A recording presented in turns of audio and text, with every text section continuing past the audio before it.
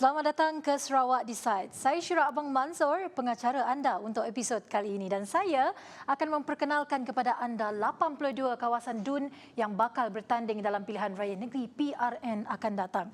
DUN untuk episod kali ini merupakan DUN yang terletak di bawah Parlimen P215 Kapit. Ada sebuah legenda ular gegasi yang saya akan ceritakan lepas ini kepada anda. Tapi sebelum ini dia DUN N61 Pelagus.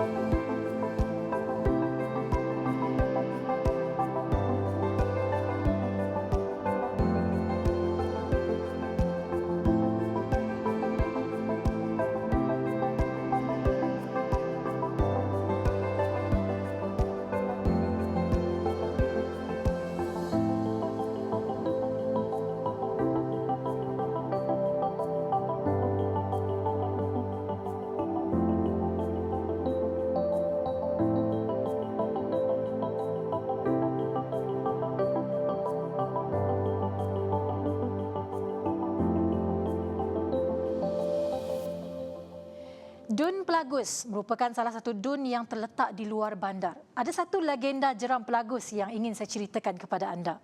Jeram Pelagus untuk pengetahuan anda merupakan kawasan jeram berbatu tajam di sepanjang laluan Batang Rajang terletak antara Pekan Belaga dan Kapit.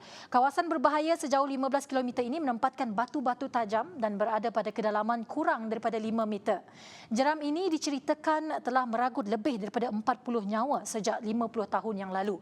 Ini kerana menurut sebuah legenda zaman purba dahulu kala, terdapat seekor ular gegasi digelar Nabau. Nak dipendekkan cerita, ular tersebut telah ditetak kepada 7 bahagian oleh seorang pahlawan Pelagus setelah membuat onar di kawasan tersebut. Dan keratan badan ular tersebut dibuang ke jeram Pelagus membentuk 7 bongkah batu tajam yang berbahaya di kawasan jeram Pelagus. Sekurang-kurangnya sekali dalam beberapa tahun, satu nyawa akan terkorban di jeram tersebut dan ini sering dikait rapat dengan legenda ular Nabau yang saya ceritakan tadi. Kini masih lagi terdapat sesetengah orang tempatan melakukan upacara ataupun persembahan adat dipercayai bertujuan untuk menenteramkan roh-roh jeram itu. Ini merupakan sebuah legenda lah bagi jeram Pelagus. Jeram Pelagus kini menjadi aset pelancongan penting apabila terbinanya pusat peranginan Pelagus terletak berhadapan dengan jeram itu, iaitu dikenali sebagai The Regency Hotel. Meskipun ada legenda seram mengenai jeram Pelagus ini, namun jeram ini merupakan lubuk bagi salah satu ikan yang sukar untuk dijumpai di Sarawak ini, iaitu ikan labang. Disebabkan ikan ini susah untuk dijumpai, jadi kami bawa masuk ikan ini ke dalam set. Ikan labang untuk pengetahuan semua merupakan salah satu ikan termahal di Sarawak. Mengikut harga pasaran, sekilogram ikan labang boleh mencecah harga sekitar RM70 hingga RM75. Kalau ikut saiz bagi seekor ikan labang sahaja, beratnya itu saja adalah di antara 4 hingga 8 kilogram. Jadi bayangkan harganya itu kalau 4 kilogram. Oleh itu, ikan ini berpotensi dikomersialkan untuk menjana pendapatan lumayan penduduk di Pelagus. Kalau berpeluang singgah ke Pekan Pelagus, bolehlah juga cuba mi sup ikan labang di sana, iaitu antara juadah popular di DUN Pelagus ini. PRN ke-10 bagi DUN Pelagus telah menyaksikan pertembungan 3 penjuru antara calon bebas iaitu George Lagong, calon mewakili Barisan Nasional iaitu Stanley Nyitar ataupun Unja Malang dan wakil Parti Keadilan Rakyat PKR iaitu Edward Sumbang Asun, di mana kemenangan telah diraih oleh calon bebas iaitu George Lagong dengan undian sebanyak 5,740.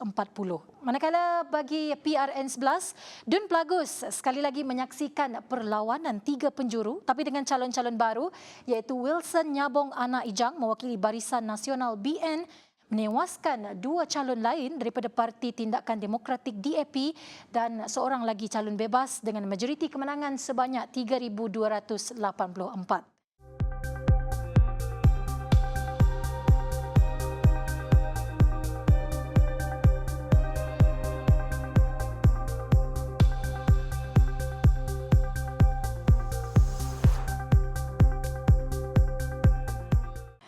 Seperti dun lain, Dun Pelagus juga telah merasai pembangunan dan perkembangan kawasan. Antara pembangunan yang diberi fokus ialah pembinaan jalan raya bagi menghubungkan Pelagus dengan kawasan lain. Dalam usaha menyediakan keperluan infrastruktur ini, kemudahan feri Nanga Tuli yang dirasmikan pada April 2021 telah memberi sinar baharu kepada penduduk di Dun Pelagus yang sebelum ini menggunakan jalan sungai. Selain di Nanga Tuli, satu lagi perkhidmatan feri akan dirancang untuk kegunaan penduduk di Sungai Melipis, Bukit Goram. Kemudahan feri ini bertindak sebagai kemudahan alternatif sementara menunggu pembinaan jambatan yang bakal dilaksanakan untuk Nanga Tuli Pelagus ke Merit berjumlah 280 juta ringgit di bawah inisiatif Kementerian Kemajuan Luar Bandar dan Wilayah KKLW. Untuk penyelesaian kepada masalah bekalan elektrik di Dun Pelagus pula, inisiatif tenaga solar SARES telah diperuntukkan untuk kemudahan penduduk. Setakat 29 September 2020, sebanyak 13 buah rumah panjang di Nanga Merit merangkumi sebanyak 290 isi rumah serta 2,200 penduduk mampu menikmati rangkaian bekalan elektrik yang dijana melalui tenaga solar SARES di bawah inisiatif kerajaan negeri.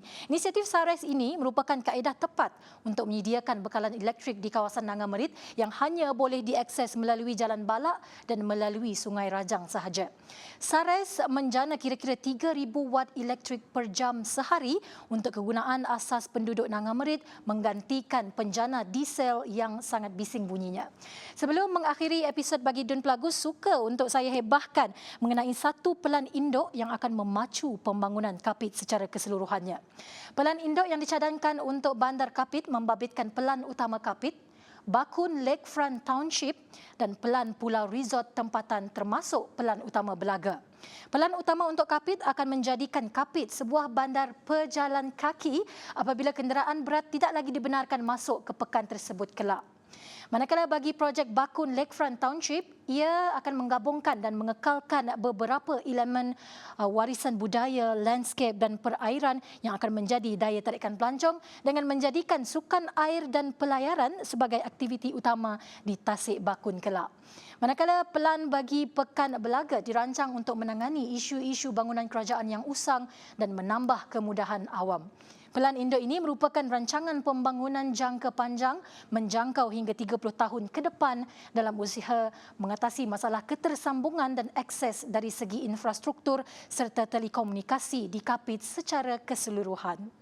Baiklah, sampai di sini saja episod kita kali ini untuk Dun N61 Pelagus. Saksikan pengenalan kepada dun-dun lain di Sarawak di episod akan datang hanya di TVS saluran 122. Saya Syira Abang Mansur untuk Sarawak Decides.